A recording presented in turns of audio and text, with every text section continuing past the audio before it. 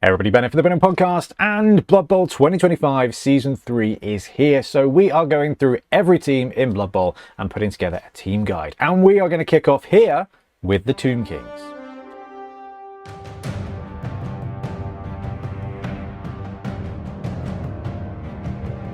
So the Tomb Kings have been long awaited a return to Blood Bowl, and they've come back to the pitch. Not much different in the way of the roster, but a little bit different in the way of the game. So we're going to have a look at the positionals, we're going to talk through some of the skills they've got, some of the changes that have happened, and then very end of the video we are going to look at the one box roster. So if you want to pick up a Tomb Kings, exactly what you want to do when taking it to the pitch for the first time. Okay, so let's dive in and have a look at Tomb Kings. So the Tomb King team, 0 to 8 rerolls at 60k, pretty good for an Undead team. We've put them at tier 1. Now when it comes to team tiers, they're going to be changing on the Warhammer community, so they're tier 1 here, but they may be different, and also every tournament you're going to take it to are going to tier things differently anyway. When it comes to League, tier doesn't even matter, so probably move on from that. They can't get an apothecary because it's too late, they're already dead, but it does mean they've got regeneration, which is going to be even better than an apothecary most of the time. Special rules wise, they get Sylvanian Spotlight, and Sylvanian Spotlight gives the access to the inducements and star players that they can take. They've also got Masters of Undeath, which means if you kill a strength 4 or less player, or strength 3 or 4 player on your opponent's roster, you are going to get a free skeleton for your roster. And talking of the roster, you get 0 to 16 skeleton linemen, you get 0 to 2 Tomb King throwers, you get 0 to 2 Tomb King blitzers, and 0 to 4 Tomb Guardians. So the skeleton linemen haven't really changed. The Tomb King throwers haven't really changed. The Tomb King blitzers haven't really changed. The Tomb Guardians got better. They have been free rolled the Brawler skill. Now I know that what you're going to say is it's not block. No, Brawler is not block, nor is it Mighty Blow. But with the Tomb Guardians, they're strength 5, and you've got 4 of them, which means every turn for the Tomb Kings, you should be able to farm multiple die blocks. Now, strength 5 is going to give you 2 dice against most players already, but if you are able to use your Tomb Guardians to work together and maybe chuck in one of your positionals or one of the linemen just to give you an extra 2 supports on a block, you are likely to get 3 die blocks. Now, when you're rolling a 3 die block and you've got Brawler, basically half the time you're going to be able to pick up a both down and roll it again, which means if you construct your blocks well for Tomb Kings, they will reward you with what is essentially a 4 die block. And that is very, very, very consistent. Now you can triple skull the way out of, yep, we've seen that. Oh boy, have we seen that. But you set up 3 die blocks, that Brawler is just going to help keep you alive, and it's going to give you an extra chance to power something down. So you are going to be able to use that. Go 3 die blocks, farm those SPPs. All right, let's kick off with the skeleton linemen. So movement 5, strength 3, edge 4+, passing 6+, armor 8+. So when it comes to the skeleton lineman, movement 5 is slow. This team is slow. It is not fast, it is not agile. Edge 4+ is also going to hurt you. You will not be dodging with this team very often. We've seen that too. Strength 3, and the fact that they are 8+ armor with thick skull though does mean that they are going to stick around. Passing 6+ means that in a pinch you've got a skeleton that can just take a shot at it. Maybe you can roll that nat 6 and just absolute have success. We've seen that happen too, man. We've seen a lot of stuff from Tomb King so far. Okay, now Edge 4+. In this edition of Blood Bowl, it's not as bad because you've got the secure the ball skill. Now these guys are not unsteady, which means they can use the secure the ball action. And in this edition of Blood Bowl, this means that if you've got somebody who can walk to the ball and the ball is not within 2 squares of an opposing player, you can wander up to that ball and pick it up on a 2+, no matter what's going on, no matter what agility you are. Just a straight 2+, you get the ball. Now at the end of that, your activation ends for that player if they succeed, for your turn if they don't succeed, but that's no different than that.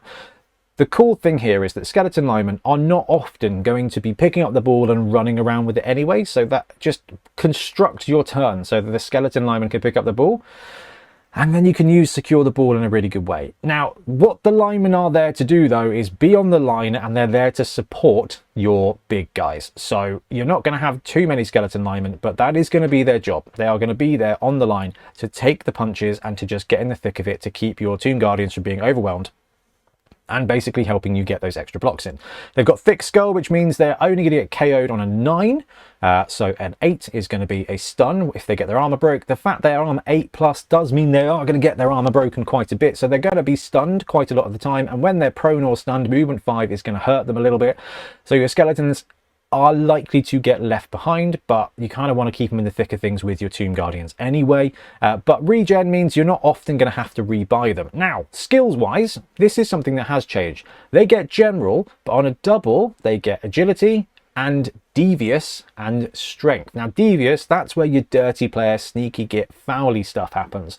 Now, with the fact that these skeletons don't need a huge amount and they've got regeneration, I can see some people saving up a couple of skeletons all the way to 10 SPP and taking dirty player, taking sneaky git, taking some of those devious skills with a skeleton.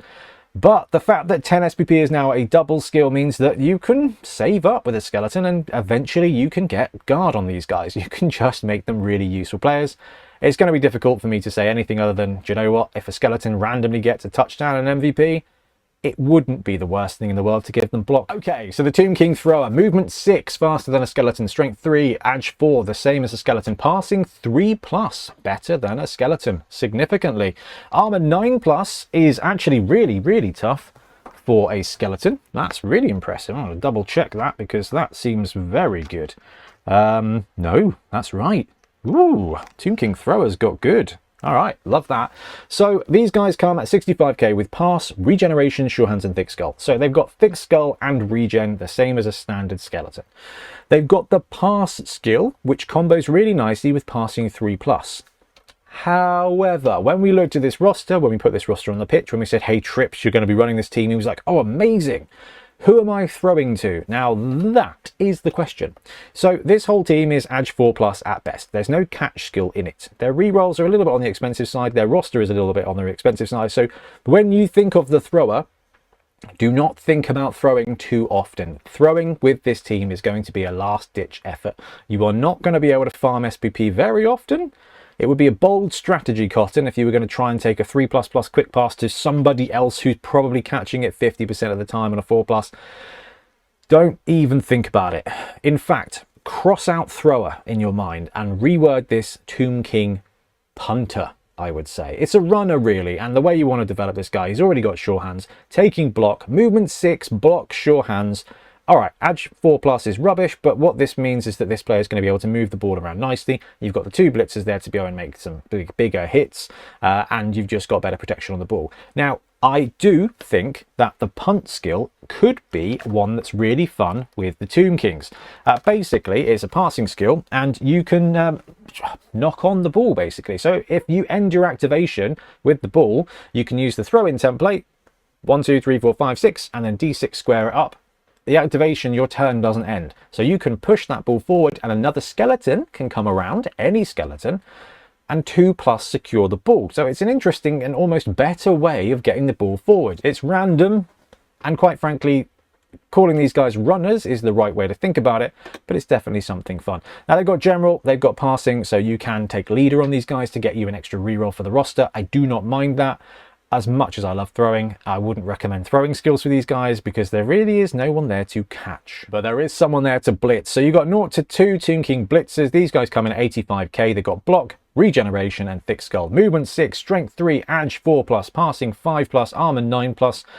Look, blitzers are great on every roster, and these guys are no different. Yeah, they're edge 4+, so they're not going to be breaking out and making loads of great plays, but actually they are going to be very useful. And this team is about the Tomb Guardians, and having 4 Tomb Guardians and then also a couple of blitzers is phenomenally useful.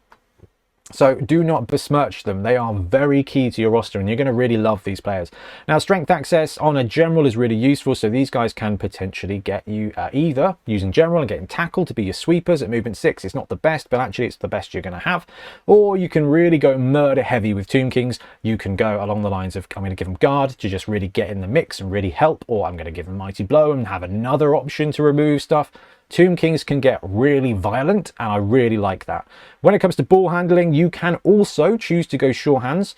but I really wouldn't. You've got 2 throwers with sure hands, get those guys blocks. You've got 2 blitzers, you've got another 2 blitzers. Then basically these guys become a little bit more combat heavy. Those guys become your blitzers who run the ball, and these guys are just already good enough. But they're not this good. So the Tomb Guardians, they got a glow up a little bit in this edition. Movement 4 is brilliant for a big guy that's got no nega traits, no really stupid, no take root, no nothing. These guys just activate, and they don't even have loner. These are just so good. Now, movement 4, pretty good. Strength 5, very good. Edge 5+ is going to be a problem sometimes, but they're not there to dance. They are there to murder. Passing 6+ just means in a pinch, if they end up with the ball somehow, you've got that option to throw. I love that design change. Armor 10+. Armor 10+ and Strength 5 is a pretty tough and robust player. Now, they've got Brawler for offense, they've got Decay, which is going to hurt them though if you do bust their armor, and they do get a casualty, because basically it's going to add 1 to the casualty roll. So they're going to die on a 14, 15, 16 or a D16 instead of a 15, 16. But they do have regeneration, so on a 4+, you just ignore that and no. Yeah, on a 4+, they just go straight into they goes to badly hurt, which means you go into the reserves box. So these guys, even though they've got decay, they've got regeneration. Everybody's got regeneration. You finally break the Tomb Guardian's armor, and on a 4+, they just go back to reserves, and they're going to be back on the next drive anyway. It is dirty. Now, 115k, these players are expensive. They've got strength access on a primary, but they've already got Brawler, which is quite useful. You need Mighty Blow on these players as quick as possible. There is an argument there to say that Guard is better because then you can farm more blocks and they become more resilient. But dude, you want to just pound and smash stuff. So I am super on board with taking Mighty Blow. I understand that Guard is a skill that you can use to play a better overall game, but the Tomb Guardians are going to remove players already. So having a bit of Mighty Blow there is just going to mean every big hit hurts. And because they've got Brawler now, you give them the supports they need to get to 3 dice. Every now and again, you are just going to be able to re-roll that both down into potentially another POW. If you're rolling 3 block dice, the chance of one of them coming up with a both down is 50%. So every other 3 die block, you're going to be able to pick up that both down, assuming you don't want it, and roll it again. And on a third of that time, you're going to roll a POW or a POW push. So it's actually not the most reliable thing in the world, but you are going to be able to farm extra POWs. If you've got 4 Tomb Guardians on the pitch, which hopefully you do, making 3 die blocks each, basically 2 of those every single turn is going to get an extra chance to roll a POW, which is phenomenal. And then if you've got Mighty Blow, it's just going to make that POW hurt more. So I love the Tomb Guardians. Guard's going to mean you're making better dice blocks. Mighty Blow is going to mean that those blocks count even more. But this is the interesting thing. You've already got Brawler, so it means that actually you don't need or want to save up for block straight away. You may never take it, because actually Tomb Guardians with block and Mighty Blow and Brawler are going to be able to support each other to make 3 and 4 die blocks to a pretty reasonable extent. So it kind of takes the pressure off saving up to 10 SPP to take a bigger combat skill. In fact, I think this edition of Blood Bowl is going to be shorter leagues, so I wouldn't worry too much about it. I think Mighty Blow Guard on Tomb Guardians is just beautiful. All right, so hopefully I've sold you on the players for the Tomb King roster. It was already a great roster, and now your big guys are just free rolled half a skill. I mean, that's not bad going in this edition. So you pick up a box of Tomb Kings and you got 4 Tomb Guardians. You want 4 Tomb Guardians, take 4 Tomb Guardians. If you don't take 4 Tomb Guardians, you better have a plan. 2 of the throwers now, you do want the throwers on there. The fact they've got sure hands and the extra pip of movement is going to keep you in the game. Sure hands 4+ into 4+ is going to be really useful when you need to pick up the ball and carry on moving. Now it's only a 75% chance of success in the dry, but that's better than a 50% chance. You do have secure the ball, and with movement 6, that's 1 extra square. So it's really up to you whether you want to use secure the ball. If the ball is quite deep, secure the ball is potentially going to be a better option. It is a better statistical choice than just picking up the ball and relying on sure hands. But if you want to progress the ball, then sure hands gives you that option to just use a couple of squares as movement afterwards, maybe a couple of rushes, and just get the ball closer to being safe and surrounded by the rest of the team. And talking of the rest of the team, you've got a couple of blitzers there as well. So you've got 6 combat pieces, 2 movement 6 runners, and 5 skeletons on this roster are going to take you to 11 players. That's not right. It's 3 skeletons please ignore that. It's 3 skeletons with 2 rerolls and a million build. It's going to take you 11 players total. And the fact that these guys have either got armor 10 plus or block or strength 5 and everybody's got regeneration, yeah, there's going to be a game where a skeleton gets hurt and actually sits out the rest of the game. That's going to hurt you for the first game, maybe. But the fact is, everybody's got regen. So you're in a much better spot than most teams. And what you don't want to do, I think, is sacrifice your Tomb Guardians, sacrifice your blitzers. You could drop a thrower, but you're not going to have enough money to take another skeleton. So I actually think that starting with both the Sure Hands guys is the right thing to do. You've got better chance of getting SPP, and as soon as they get block, you've got 4 blocking skeletons, 4 strength 5 guys, and the roster really starts humming. So out of the box, this is what I'd recommend. Okay, apart from the fact that I messed up that last graphic, I'm really happy with Tomb Kings. I was really excited to see them come back in this edition, and I very much enjoy the fact that they're up against Brets in the box. Now, it's not Orcs, but this roster is a lot of fun. It is a challenge, but we've seen in the 2020 edition that the roster wasn't much different. The rules were not much different, that they performed really well in tournaments. But when it comes to a league, you're going to suffer at the beginning against agility teams. So just make the most of those games and murder as much as you can, because as soon as you start getting some mighty blows, some guards, some extra block, this team is oppressive. So if you like having a very strong front line and some very useful players, this is an absolute ton of fun, and the new team that Games Workshop dropped is pretty cool too. Anyway, I'm going to wrap up. Let me know what you think of Tomb Kings, and we'll be back soon with more Blood Bowl content. Happy blocking.